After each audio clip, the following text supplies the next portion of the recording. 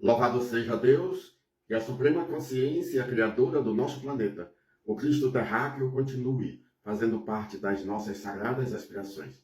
E que Jesus, médium do Cristo planetário, continue alimentando a nossa força interior, auxiliando no despertar do nosso Cristo interno. Então a palavra de hoje é sobre o Francisco de Assis e o despertar da sua força superior, da sua divina essência, do seu Deus interior, do seu Cristo interno. Então nós sintetizamos essas ideias no livro Cristo, Médium de Deus. Cristo, Médium de Deus. Graças a Deus, é uma obra com bastante lucidez para todos os níveis de consciência, porque nós somos essências do Criador, somos essências de Deus. Então o livro é Cristo, Médium de Deus, para que nós também despertamos o Cristo interno que existe em todos nós. Então, hoje vamos falar um pouquinho do Cristo interno de Francisco de Assis, o Cristo interno de Jesus, o Cristo interno de Antônio de Pádua e de todos nós que atualmente estamos mais conscientes de que nós somos partes não apartadas do Cristo, partes não apartadas de Deus. Então, um exemplo, Jesus no Monte Tabor, ele entrou em oração. A oração, a gente até idealiza aqueles braços abertos lá no alto do monte em oração, procurando um contato, uma ligação consciente com o Cristo terráqueo. Brotou tanta energia, tanta luz do mundo interno de Jesus, o despertar do seu Cristo interno foi de tal magnitude que os discípulos acharam que estavam vendo um sol. Era um sol de formato humano. Era um sol chamado Jesus de Nazaré. Era um sol que nasceu do ventre de Nossa Maria Santíssima.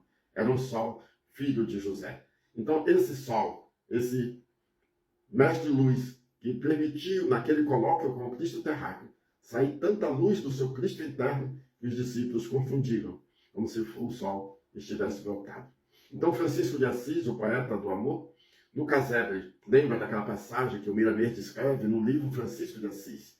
O Francisco tinha chegado do Oriente, quando ele foi fazer aquela visita ao sultão Câmel, e quando chegou recebeu aquele recadinho de Clara: nós, as Clarissas, estamos com saudade. E o Francisco pede aos discípulos que preparem, vamos dizer assim, uma ceia para receber Clara e as suas companheiras, imaginemos. E quando eles já estavam dentro do casebre, ali com aquela mesa franciscana, com aqueles elementos para o lanche, junto com a Clara e seus discípulos, Francisco pega do pão, parte, dá um pedaço a Clara e fica com outro pedaço. E os dois em oração, com aquele pão nas mãos, imaginemos a força acionadora do Cristo interno de Francisco de Assis, de Clara de Assis, de todos os discípulos que faziam parte daquele conclave. E saiu tanta luz de Francisco de Assis, de Clara, que todos participaram desse momento sagrado e que ficou e ficará registrado para a eternidade. Saiu tanta luz que a propagação luminosa do casebre chegou a perturbar o campo energético em torno daquele bairro.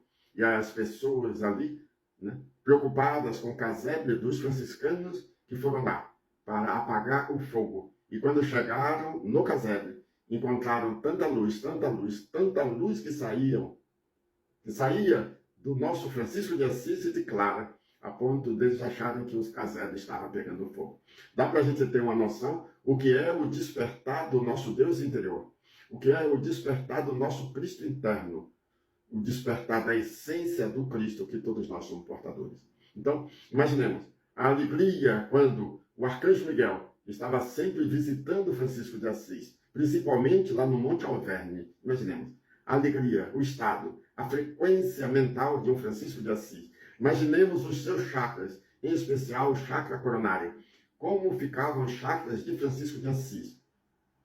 Mentalmente acionando a divina essência do seu Cristo interno, para com mais luz, com mais essência, com mais energia de Deus, na condição de uma criatura consciente do seu papel diante da vida e do autor da vida, poder orientar a sociedade. Então imaginemos, o mais importante é a alegria, aquela motivação, aquele foco sagrado que o Francisco de Assis tinha, a exemplo do seu discípulo muito querido, Antônio de Pádua.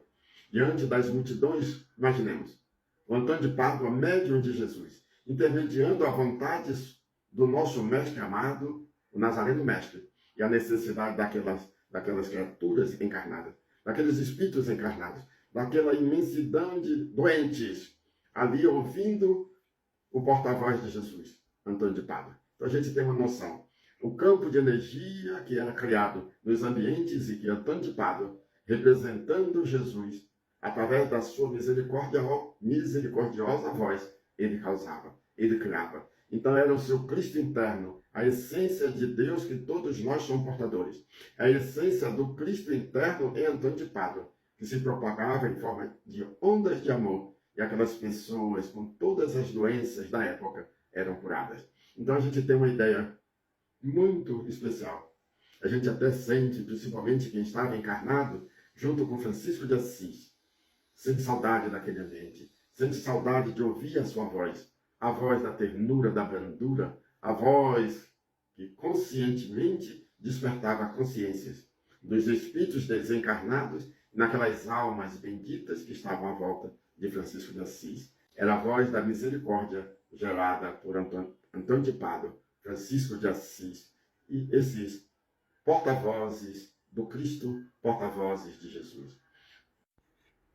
Francisco de Assis estava no Monte Alverne. Todos nós temos notícias sobre os magníficos momentos que o Francisco de Assis registrou naquele monte.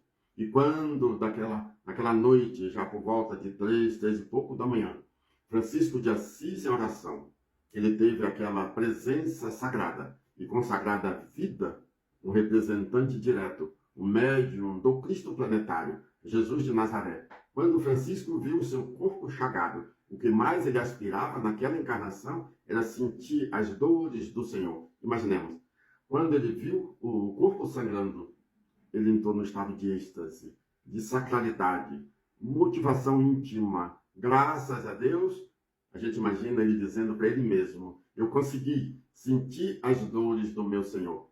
E quando ele estava naquele estado de êxtase, naquele júbilo de gratidão a Deus por ter recebido as chagas de Jesus, brotou tanta luz do mundo íntimo de Francisco de Assis, tanta luz do seu Cristo interno, da essência de Deus que todos nós somos portadores, que parecia que o dia tinha nascido. E aí os trabalhadores do campo botaram os arreios nos seus animais e foram trabalhar. Andaram, e quando se detiveram no que estava acontecendo, perceberam que dali para frente estava escuro, e dali para trás tudo luminoso. Voltaram e descobriram que era Francisco de Assis no Monte Alverne, que estava em oração.